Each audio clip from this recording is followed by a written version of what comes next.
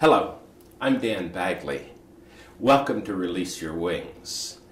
Today we have a very special guest, Dr. Prashant Kakode. He is a surgeon from Cambridge in the UK. He's got wonderful insights, and this topic is a favorite of mine. It is mystery, meaning, and magic. Prashant, welcome. It's a pleasure. Wow, this is a big topic. Yes. And it is a fun topic. So help me weave these things through, because this is your great talk, I think.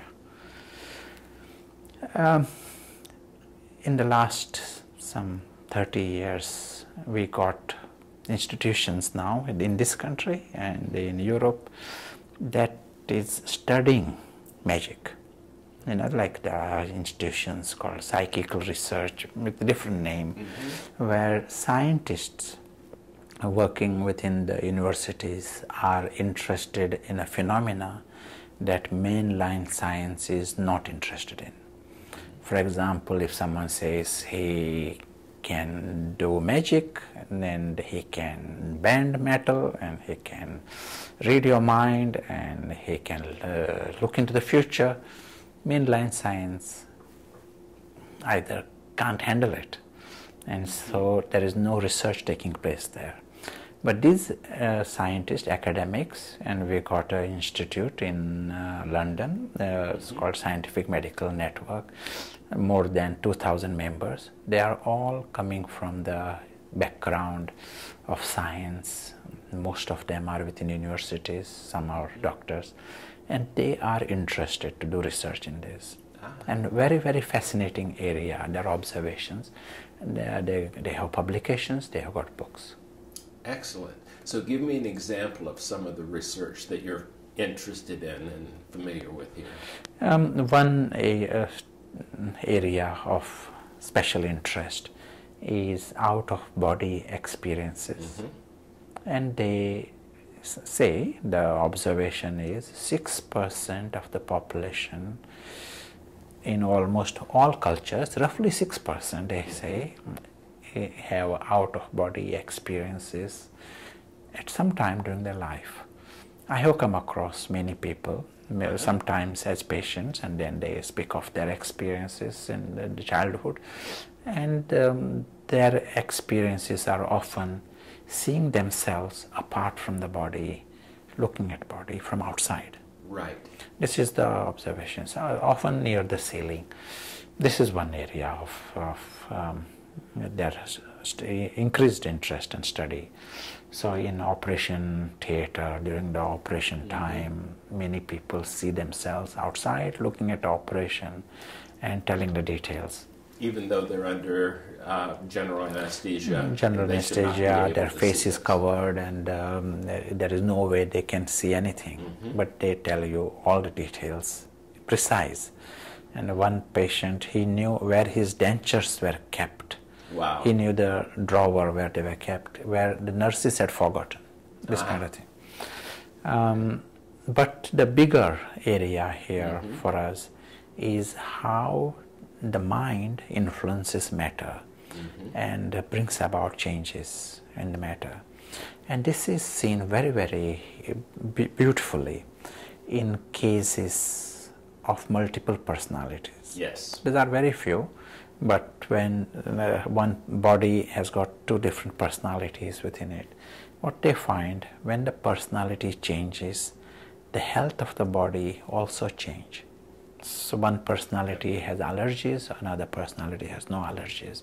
Right. One personality has certain illness, asthma, other personality. So it is the same body, but we get an idea how much the mind or the soul influences the health and illness of the body in a big way. Now, these are some claims, which I have not seen them myself, but read in the books, where the scars appear and disappear with the change of personalities. Yeah, Deepak Chopra's done some interesting writing on this. That's right, yes. Yeah. That is fascinating. So the meaning now, the mind and the meaning part of this magic, how do they interact? You know, one very good work in this is done by Ian Stevenson in this country, Virginia University, professor of psychiatry. He was the professor, and he, for something like 40 years of his life, applied himself to study children who remember another life. And so his books are called Past Lives and Birth Defects, something like this. And what is fascinating in this study is children have scars. They are born with scars, born with birth defects, corresponding with injuries in their past lives. Oh my goodness, yeah. So he has got a list of photographs and postmortem studies and examination, thorough, hundreds of cases where the other person died of an injury, maybe have lost fingers at the time of death, and the child is born, remembers the other life, but is also born without those exact fingers. Wow. This is not a rare case, but hundreds of cases in this country also, some cases from this country, but some cases from different countries. So within that, there's some theories on non-local mind versus the individual in this brain. Does that relate at all to this thinking? Well, in a simple model, what we are seeing is the soul has moved into this another body, and the impression that he carried with him, you know, say he carries the impression last minute, I lost the fingers. These impressions are creating a reality in a completely different embryo and different body there, and he is born without his fingers. Now this understanding has larger implication in our journey. All the spiritual disciplines, all religions emphasize our last thought. So the last thought at the time of death. For example, a priest will come in the hospital if we tell them, inform them someone is seriously ill, and they will tell because last thought is important. And what happens, last thought carries a big impression with us. And we are seeing this as, from the science point of view, from the medical point of view, it is mystery, but from spiritual point of view, it is very, very obvious that our mind is influencing the matter. What is happening in the mind, at the level of the matter, it is a reflection. So if the mind is saying, I am having problem, you get a problem. If the mind is saying, I am healthy, the body becomes healthy. Now we cannot change it superficially. Right. You know, deep inside he's convinced he has a problem. Deep inside he feels he deserves a problem. Understand? No? Yes. He is worthy of some good or bad. If he feels deep inside, you know, and these factors are not something we cannot create last second. But someone has this deep confidence about himself, has clean mind and clean record. He has no guilt and no scars deeper inside. That reflects, that has influence on the body and our life. And ongoing, but even present tense, it has great effect on how he feels every moment of each. That's right. Each day. That's right. In fact, that's what the bigger message is, that what is happening in the mind is reflected at a physical level. And that is like, it is the magical word. And if we understand this connection, we might as well start working on the ringleader, that is the mind. So, I mean, every thought we have, I mean, we can wire people up with EEGs and EKGs, galvanic skin response. Every thought we have affects our body to some degree. A thought has, but here we are seeing a deeper function. That is, how much is there the self-respect? How much am I aware of what is the mind seeing perfection? Is the mind seeing beauty? Is the mind experiencing fullness?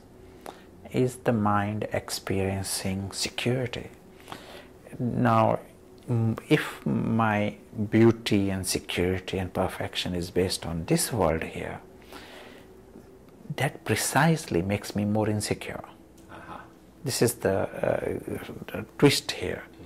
More I rely upon my perfection over here, deeper inside it becomes imperfection, because I know I'm going to lose. Yes, especially at the time of death,